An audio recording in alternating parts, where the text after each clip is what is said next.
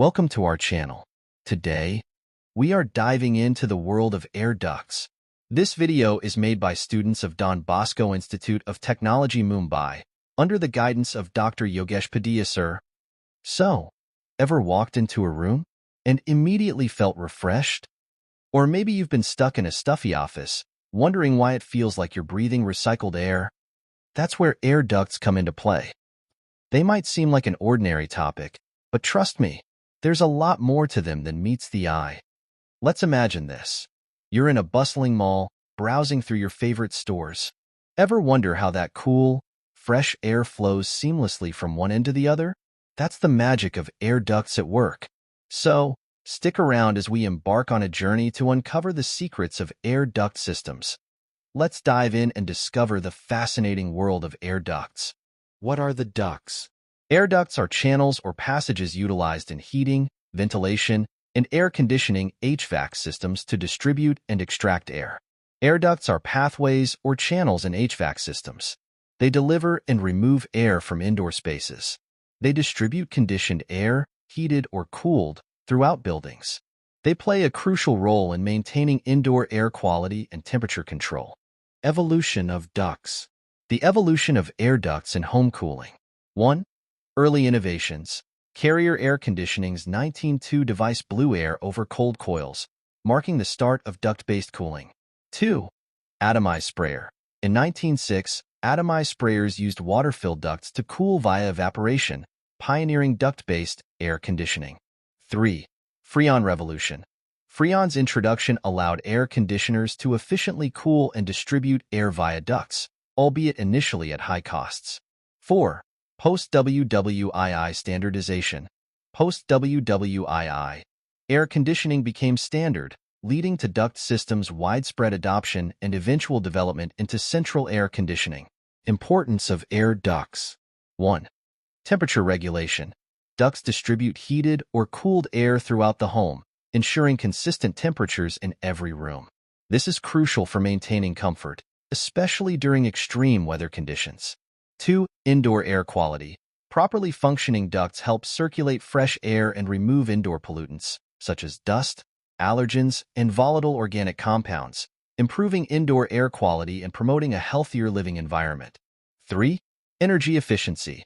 Well-designed duct systems minimize energy waste by efficiently delivering conditioned air to all areas of the home. Sealed ducts prevent air leaks, reducing the workload on the HVAC system and lowering energy bills. 4. Comfort. By evenly distributing air throughout the home, air ducts help eliminate hot or cold spots, ensuring a comfortable living environment for occupants. 5. HVAC system performance. Air ducts play a crucial role in the overall performance of HVAC systems. Properly sized and maintained ductwork allows the system to operate efficiently, extending its lifespan and reducing the need for repairs or replacements. 6. Moisture control. Ductwork helps control humidity levels by circulating air and removing excess moisture. This is important for preventing mold growth, protecting building materials, and maintaining a comfortable indoor environment. Next is where air ducts are used. Air ducts are essential components of heating, ventilation, and air conditioning HVAC systems, and they're used in various settings to distribute air efficiently and maintain comfortable indoor environments. In shopping malls, air ducts play a crucial role in ensuring that shoppers and employees alike experience a comfortable environment. They help circulate conditioned air throughout the mall, maintaining a pleasant temperature and ensuring proper ventilation. In industrial buildings, air ducts are used to regulate the indoor climate and ensure a safe working environment for employees. These ducts help to remove pollutants, control humidity levels, and distribute fresh air, contributing to the overall well-being and productivity of workers. Even in vehicles, such as cars, trucks, buses, and airplanes, air ducts are integral components of the HVAC systems. They facilitate the circulation of air within the vehicle, providing passengers with a comfortable and healthy environment, regardless of external weather conditions. Overall, air ducts are versatile and indispensable components of HVAC systems, found in a wide range of settings to ensure optimal indoor air quality and comfort. So to get a proper understanding, let's see how air ducts actually works. Let's take example of duct system in our homes. Ducts are typically installed during construction or renovation, running through walls, ceilings, and floors to connect the HVAC unit to each room. Duct system basically have four main components: supply ducts, return ducts, air handler, and register or vanes. Supply ducts. These ducts carry conditioned air from the HVAC unit to various rooms in the house. They are typically located in walls, ceilings, or floors and have vents or registers where the air exits. Return duct. Return ducts transport air from the rooms back to the HVAC unit for reconditioning. They often have larger grills or registers where air is drawn in. Air handler. The air handler is the part of the HVAC system responsible for circulating air. It includes the fan that moves air through the ducts and the heating or cooling elements that condition the air. Registers/vents. These are the visible openings in walls, ceilings, or floors where air enters or exits the duct system. Registers can usually be opened or closed to control airflow. When the HVAC system is turned on, the air handler draws air from the house through the return ducts, passes it through the heating or cooling elements to adjust the temperature, and then distributes the conditioned air through the supply ducts to each room. Registers or vents can be adjusted to control the airflow to individual rooms or areas of the house. Also important point is maintenance. Regular maintenance is essential for optimal performance and energy efficiency. This includes cleaning or replacing air filters, inspecting ducts for leaks or damage, and sealing any gaps or cracks. Duct cleaning may be necessary periodically to remove dust, debris, and mold that can accumulate inside the ductwork and affect indoor air quality. Overall, a well-designed and properly maintained residential air duct system is essential for maintaining comfortable temperatures, indoor air quality, and energy efficiency in the home. So the next topic is material selection for air duct. There are various materials for duct design, which are selected for particular application, depending on environmental and working conditions. 1. Sheet metal ducts. Conditions: suitable for high-temperature environments and where durability is crucial. Why? Sheet metal ducts are chosen for industrial applications, commercial buildings, and areas with high heat exposure because they are fire-resistant, durable, and can withstand rigorous conditions. 2. Fiberglass duct board. Conditions: used where lightweight, insulation, and ease of installation are priorities. Why? Fiberglass duct board is commonly used in residential and commercial HVAC systems where thermal insulation is important. Its lightweight nature makes it easy to handle and install. 3. Flexible ducts, plastic or metal. Conditions: ideal for installations in tight spaces or where flexibility is needed. Why? Flexible ducts are selected for residential HVAC systems, particularly in areas where rigid ductwork is challenging to install due to space constraints. They can be bent and shaped as needed. 4. Aluminum ducts. Conditions: chosen for their corrosion resistance and suitability for various applications. Why? Aluminum ducts are used in residential and commercial HVAC systems, dryer vents, and kitchen exhausts due to their lightweight nature, corrosion resistance, and versatility. 5. Galvanized steel ducts. Conditions: ideal for applications requiring durability, strength, and corrosion resistance. Why? Galvanized steel ducts are chosen for their robustness and ability to withstand harsh conditions. The galvanization process involves coating the steel with a layer of zinc, which provides excellent corrosion resistance, making these ducts suitable for outdoor installations, industrial settings, and areas prone to moisture or corrosive elements. Main components of duct system in HVAC. 1. Dampers. Function: dampers are used to control the airflow within ductwork systems by regulating the amount of air that can pass through. They can be manually adjusted or automated, allowing for precise control over air distribution to different zones or areas. Dampers are essential for balancing airflow, controlling temperature, and optimizing energy efficiency in HVAC systems. 2. Diffusers. Function: in ductwork systems, diffusers evenly distribute conditioned air throughout a space, reducing air velocity, enhancing comfort, and allowing customizable airflow patterns. 3. Plenums. Function: plenums are chambers or boxes used to connect ductwork to air handling units, HVAC equipment, or distribution systems. They serve as transition points where air is collected or distributed. Plenums help in ensuring smooth airflow transitions, reducing turbulence and accommodating changes in duct size or direction. 4. Turning vanes. Function. Turning vanes are installed inside ducts at bends or turns to improve airflow efficiency and reduce pressure losses.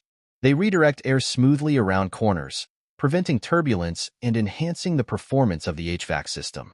Turning vanes are particularly beneficial in ductwork layouts with complex configurations or sharp turns. 5. Duct takeoffs. Function. Takeoffs are branch connections in ductwork systems that supply air to individual spaces or zones within a building. They allow for the creation of multiple duct branches from a main duct, enabling customized airflow distribution to different rooms or areas. Takeoffs are crucial for zoning HVAC systems and ensuring proper air delivery to specific locations as needed. Duct classification. Ducts are classified in terms of velocity and pressure. Let's start with velocity classification. Velocity classification further divided into 3 parts. 1. Low-velocity systems. They are characterized by air velocities up to 2,000 fpm. fpm is velocity of airflow in feet per minute. 2. Medium-velocity systems. They are characterized by air velocities in the range of 2,000 to 2,500 fpm. 3. High-velocity systems. They are characterized by air velocities greater than 2,500 fpm. Second is pressure classification. This is also divided into low, medium, and high pressure. 1. Low pressure. The term low pressure applies to systems with fan static pressures less than 3 inches water column. Generally, duct velocities are less than 500 fpm. 2. Medium pressure. The term medium pressure applies to systems with fan static pressures between 3 to 6 inches water column. Generally, duct velocities are less than or equal to 2,500 fpm. 3. High pressure. The term high pressure applies to systems with fan static pressures between 6 to 10 inches water column. Usually the static pressure is limited to a maximum of 7 inches water column, and duct velocities are limited to 4,000 fpm. The next topic is duct sizing. The most widely used method to size ducting is the equal friction method. The other methods are velocity reduction and static regain. 1. Equal friction method. The equal friction design method sizes ducts based on a constant friction rate, typically around 0.1 inch water column per 100 feet of duct length. Lowering this rate to 0.05 inch water column increases duct size and cost by 15%, but reduces total pressure drop by 50%, leading to 15% to 20% energy savings for fans. Procedure. The equal friction method uses a duct calculator or friction rate chart to determine the relationship between duct size and airflow. Here's a concise breakdown of the methodology. 1. Select max air velocity. Determine the maximum air velocity in the main duct after the fan outlet. 2. Refer to friction chart. Enter the friction chart with the CFM and velocity to find the friction rate per 100 feet of duct length. Choose the appropriate diameter based on this rate. 3. Apply friction rate. Use the same friction rate to determine diameters for all other sections of the ductwork. 4. Calculate total friction loss. Multiply the friction loss per 100 feet of length by the equivalent length of the most critical path in the ductwork to calculate the total friction loss in the system. Velocity reduction method.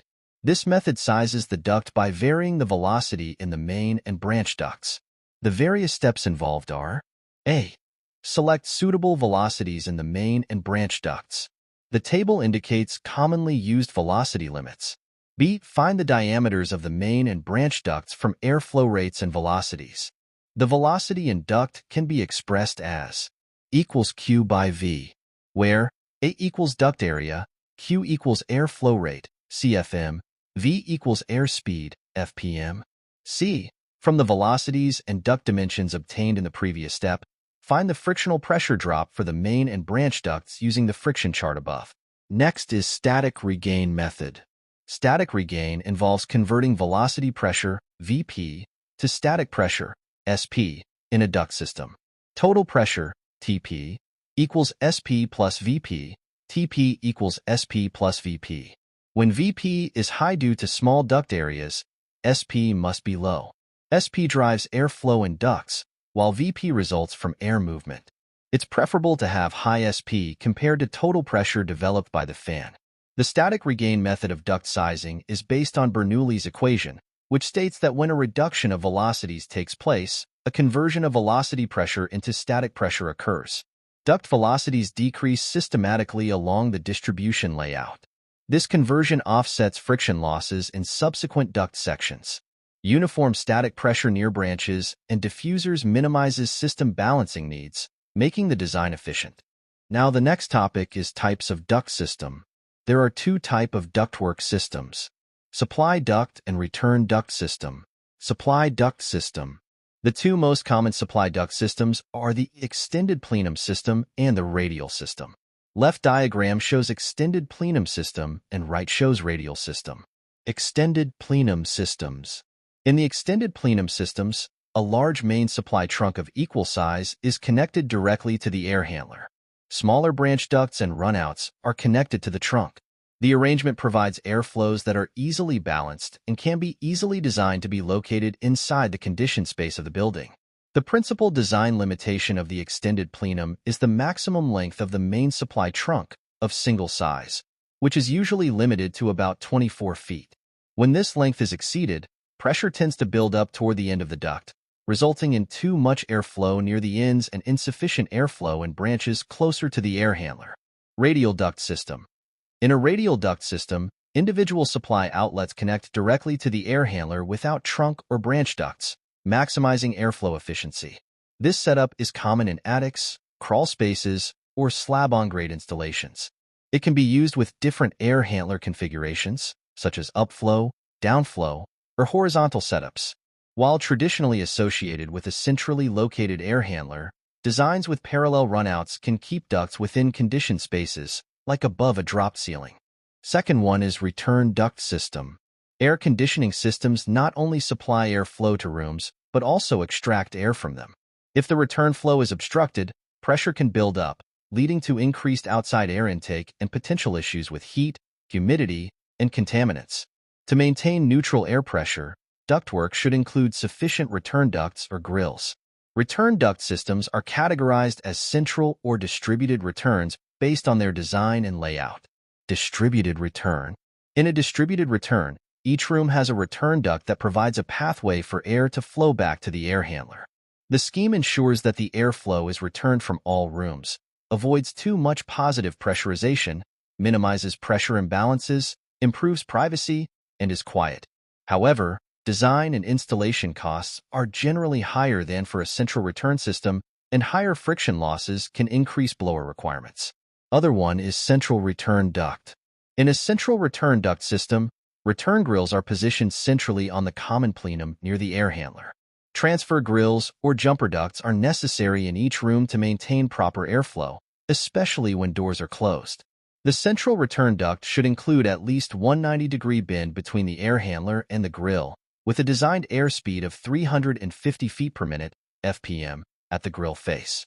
This balances noise levels and ensures sufficient negative pressure for outside air intake. To size the return grill, use the provided equation and divide by 0.65 to adjust for typical stamped return grill's 65% free area. Equals Q by V, where A equals area in square feet, V equals airspeed, feet by min. Q equals volumetric air flow rate, CFM. So last topic of video is maintenance of ducts and importance of its cleaning. Maintenance of ducts. Maintaining air ducts is essential for ensuring good indoor air quality and efficient HVAC, heating, ventilation, and air conditioning system operation. Here are some key steps for air duct maintenance. Regular inspections. Conduct visual inspections of your air ducts periodically to check for any signs of damage, such as leaks, cracks, or blockages. Look for dust buildup as well. Clean filters. Replace or clean air filters regularly. Dirty filters restrict airflow and force the HVAC system to work harder, reducing efficiency and increasing energy bills. Duct cleaning. Schedule professional duct cleaning every few years or when there's significant dust buildup. This involves using specialized equipment to remove dirt, dust, debris, and microbial contaminants from the ductwork. Seal leaks. Seal any leaks or gaps in the ductwork to prevent air loss. This helps maintain proper airflow and improves energy efficiency. Use mastic sealant or metal tape for sealing leaks. Clear vents and registers. Ensure that vents and registers are not blocked by furniture, curtains, or other obstacles. Blocked vents restrict airflow and reduce heating and cooling efficiency. Next is why cleaning of ducts is important. Air duct cleaning is important for several reasons. Improved indoor air quality. Over time, air ducts can accumulate dust, allergens, mold spores, and other contaminants. When the HVAC system operates, these pollutants can be circulated throughout your home or building, leading to poor indoor air quality. Regular duct cleaning helps remove these contaminants, promoting cleaner and healthier indoor air. Allergy and asthma relief. For individuals with allergies, asthma, or other respiratory conditions, clean air ducts can make a significant difference in their comfort and well-being. Removing allergens such as dust, pollen, and pet dander from the ductwork can reduce allergic reactions and asthma symptoms. Energy efficiency. Dust and debris buildup in air ducts can restrict airflow, forcing the HVAC system to work harder to heat or cool your home. This inefficiency not only leads to higher energy bills but also puts unnecessary strain on the system, potentially shortening its lifespan. Clean ducts promote better airflow and energy efficiency. Odor reduction. Lingering odors from cooking, pets, tobacco smoke, or other sources can become trapped in the ductwork and circulate throughout the indoor environment. Cleaning the air ducts helps remove these odors, resulting in fresher and more pleasant indoor air. Prevention of mold growth. Moisture buildup in air ducts can create an ideal environment for mold and mildew growth. Mold spores released into the air pose health risks and can exacerbate respiratory problems. Regular duct cleaning helps prevent mold growth by removing moisture and eliminating mold spores.